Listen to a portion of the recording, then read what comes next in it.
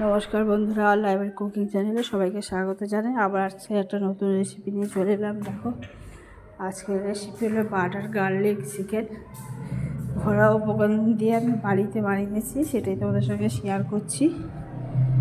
আর বাইরে প্রচণ্ড আওয়াজ, বন্ধুরা গাড়ি টাড়ি যাচ্ছে। তো যাই হোক, দেখো বোনলেস চিকেন নিয়েছি। চিকেনে লবণ দিয়ে দিলাম। লবণটা তোমার স্বাদ অনুযায়ী দেবে। এবার আদা রসুনের পেস্ট দিয়ে দিচ্ছি। এবারে কর্নফ্লাওয়ার দিয়ে ভালো করে মাখিয়ে নেব। এবার আর গোলমরিচটা আমি দিতে ভুলে গেছিলাম, পরে আমি দিয়েছি, সেটাও তোমাদের দেখিয়ে দেবো। আর এখানে তোমরা ডিম ফেটিয়ে দিতে পারো একটা, আবার নাও দিলেও কোনো সমস্যা নেই। আমি কোনো ডিম দিইনি। যাই হোক, প্রায় 10 মিনিটের মধ্যে আমি রেখে দিচ্ছি। এবার গোলমরিচের গুঁড়োটা দিয়ে দিলাম, দিয়ে 10 মিনিট রেখে দেবো। এবার অন্যদিকে আমি রসুন কুচিয়ে রেখেছি, বেশ খানিকটা রসুন। এবারে এগুলোকে আমি ভেজে নিচ্ছি। তেলটা গরম হয়ে গেলে কড়াই ধীরে ধীরে এগুলোকে আমি ভেজে নেব। খুব ডিপ খুব কড়া করে ভাজার কোনো দরকার নেই, মাঝারি করে ভেজে নিয়ে তুলে নিলেই হয়ে যাবে। দেখতেই পাচ্ছ এখানে একসঙ্গে অনেকগুলো দিয়ে দিচ্ছি যাতে একটু তাড়াতাড়ি হয়। হাতে সময় কম ছিল, তোমরা একটু ধীরে সুস্থেই করো। দেখো, এরকমভাবে উল্টে পাল্টে আমি ভেজে নেব। মাঝারি আছে, এই সময় মিডিয়াম টু লো আছে, এগুলোকে ধীরে ধীরে ভেজে নিতে হবে।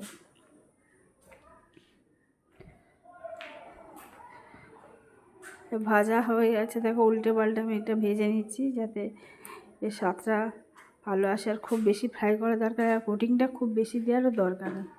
হালকা কোটিং দিলে এই গার্লিক চিকেনটা খেতে বেশি ভালো লাগে। দেখো হয়ে গেছে, দেখতেই পাচ্ছ। এবার আমি তুলে নিচ্ছি। এবার বাকি আর যে চিকেনের টুকরোগুলো ছিল সেই একইভাবে আমি ভেজে নেব।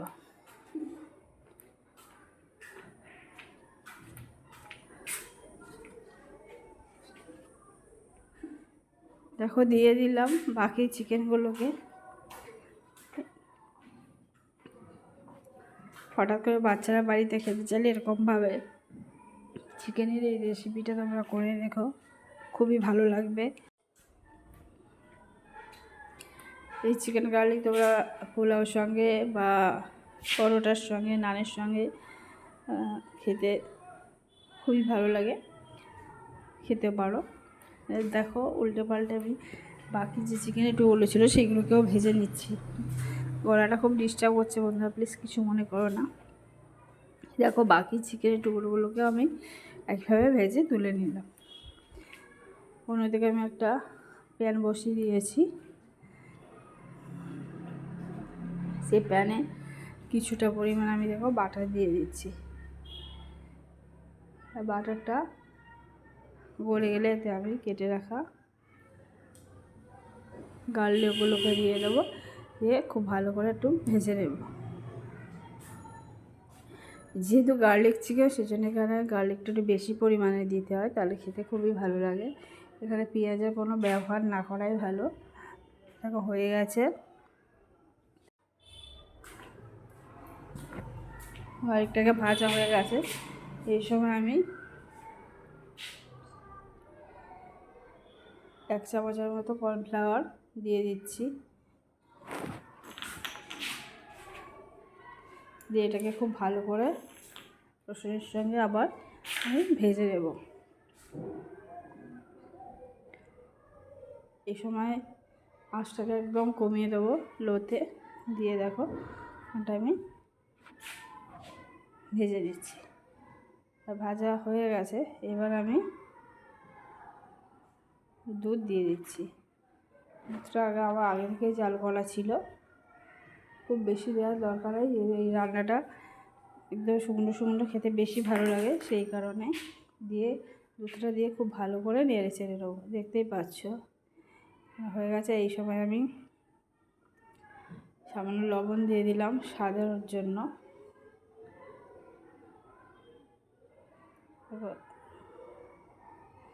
হয়ে গেছে, এবার আমি এতে অন্য কিছু তেমন মশলা দেবো না। দেখো চিলি ফ্লেক্স কিছুটা দিয়ে দিচ্ছি। আর কিছুটা অরিগানো দিয়ে দিচ্ছি, খুব বেশি দেওয়ার দরকার নেই। অন্য পিৎজা মশলাও দিতে পারো, যে কোনো মশলা দিলে খুবই ভালো লাগে। আমার কাছে যা ছিল আমি সেইটুকুনি দিয়ে দিচ্ছি, দিয়ে একবার নেড়ে চেড়ে নেবো, দিয়ে ভেজে রাখা চিকেনের টুকরোগুলো এর মধ্যে দিয়ে দেবো, দিয়ে আরও মিনিট 3-4 নাড়াচাড়া করে নিয়ে রেডি হয়ে যাবে আমার এই বাটার গার্লিক চিকেন রেসিপি। বন্ধুরা, এই রেসিপি যদি তোমাদের ভালো লেগে থাকে অবশ্যই লাইক করবে, কমেন্ট করবে, শেয়ার করবে, সাবস্ক্রাইব করে পাশে থাকবে। আর যারা ফেসবুক থেকে দেখছো অতি অবশ্যই তারা পেজটাকে ফলো করবে আর আমার পাশে থেকো প্লিজ। দেখো এখানে হয়ে গেছে। এবার আমি সামান্য ব্যালেন্সের জন্য চিনি দিয়েছি, এটা সম্পূর্ণ অপশনাল, তোমরা দিতেও পারো নাও দিতে পারো। দেখো কমপ্লিট হয়ে গেছে। এবার কিছুটা ধনেপাতা কেটে রেখেছিলাম, সেটাকে আমি দিয়ে দেবো।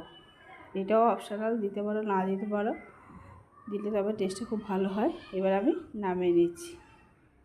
তা বন্ধুরা, আজকের রেসিপি আমার এই পর্যন্ত। আবার নতুন রেসিপি নিয়ে চলে আসবো, ততক্ষণ ভালো থেকো, সুস্থ থেকো। দেখো আবার একটু আমি নেড়ে ছেড়ে নিলাম, এবার আমি নামিয়ে নেবো।